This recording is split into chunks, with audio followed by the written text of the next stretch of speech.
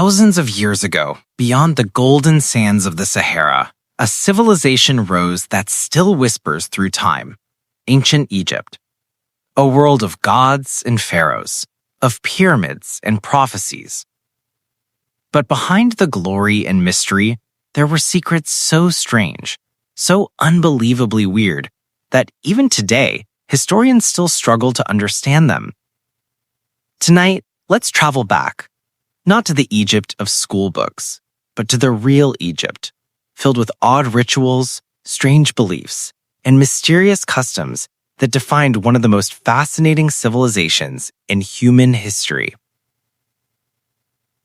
To the ancient Egyptians, death wasn't an end, it was a journey. But that journey couldn't even begin unless your body stayed intact. They believed that your soul, or Ka, needed a physical home to return to after death. That's why they developed one of the strangest and most advanced death rituals ever: mummification. Organs were removed carefully, except the heart. They thought the heart was where your intelligence lived. The brain? They pulled it out through the nose with a metal hook and threw it away. To them, the brain was useless. The heart did all the thinking. Imagine that, a civilization that built the pyramids, yet didn't believe the brain mattered. The Egyptians had over 2,000 gods, but one of the strangest was Sobek, the crocodile god. He ruled the waters of the Nile, symbolized fertility and danger at once. Temples were built for him, and live crocodiles were kept inside as sacred animals. They were fed, dressed in gold jewelry, and worshipped as divine. But when one died, it was mummified like a king. Yes, even crocodiles had tombs in ancient Egypt. Some archaeologists have found hundreds of preserved crocodile mummies, perfectly wrapped, waiting to be remembered forever. In ancient Egypt, if you killed a cat, even by accident, the punishment was death. Cats were sacred animals linked to the goddess Bastet, protector of home and family. When a family cat died, Egyptians shaved their eyebrows in mourning. They didn't cry for kings, but they cried for cats. So much so that when archaeologists opened ancient tombs, they found mass cat cemeteries, thousands of mummified cats lying side by side, wrapped with love and devotion. To the Egyptians, cats weren't pets. They were divine guardians between the worlds of the living and the dead. Egyptians believed the dead faced a trial in the afterlife. Your heart was weighed against a feather, the feather of truth. If your heart was heavier, filled with guilt or sin, it would be eaten by Amet, a terrifying creature part lion, part crocodile, part hippo. You would vanish forever. But if your heart was pure, you entered the paradise called Field of Reeds, where everything was perfect: green fields, endless harvest, and peace forever. It's strange how they turned morality into a physical weight, how your heart's purity literally determined your eternity. Ancient Egyptian spells describe a frightening belief that the dead could walk again, not as ghosts, but as living corpses. There were protection spells written inside tombs to prevent the dead from returning to harm the living. One papyrus even warns, if you disturb the body, he will rise and chase you until you sleep no more. Some historians believe this is the earliest form of the zombie myth, and maybe it started in the darkness beneath the pyramids. Egyptians loved beauty. Both men and women wore makeup, but for them, it wasn't vanity.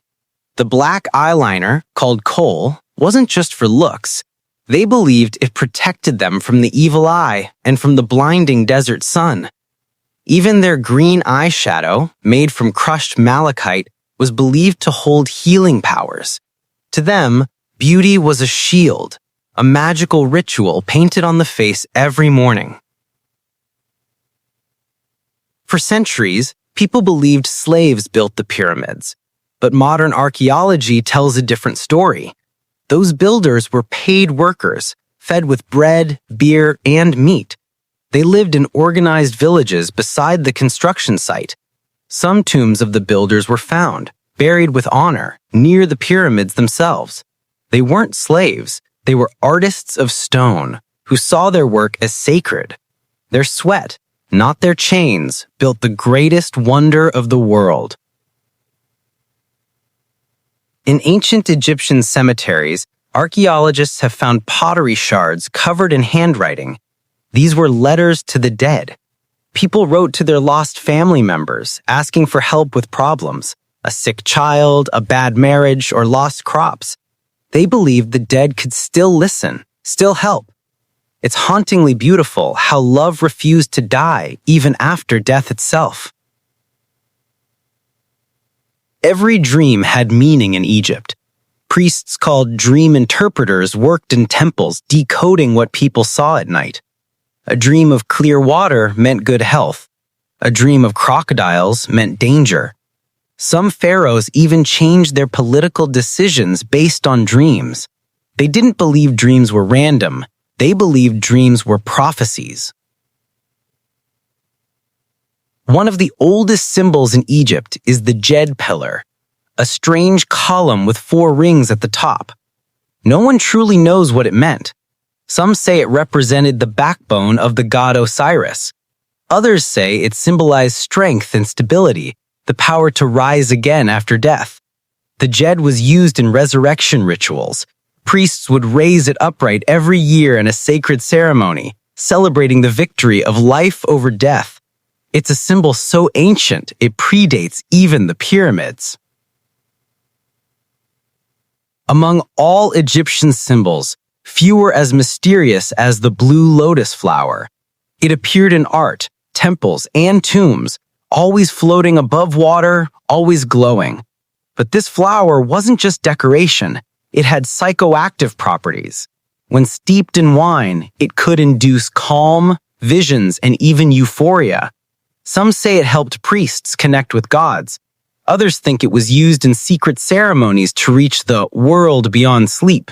Perhaps it was Egypt's way of touching eternity, one sip at a time. The Egyptians didn't fear death. They prepared for it. Every tomb had scrolls known as the Book of the Dead, filled with spells, prayers, and secret words to help the soul travel safely through the underworld.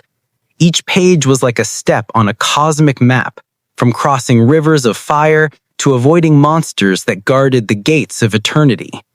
It's not just a religious text, it's a manual for the soul. Ancient Egypt wasn't just a land of sand and stone. It was a civilization that believed in magic, morality, and immortality all at once. They lived with gods, slept with dreams, and died with hope. And even now, thousands of years later, their whispers still echo through time. Because the Egyptians didn't just build monuments. They built mystery, and mystery never dies.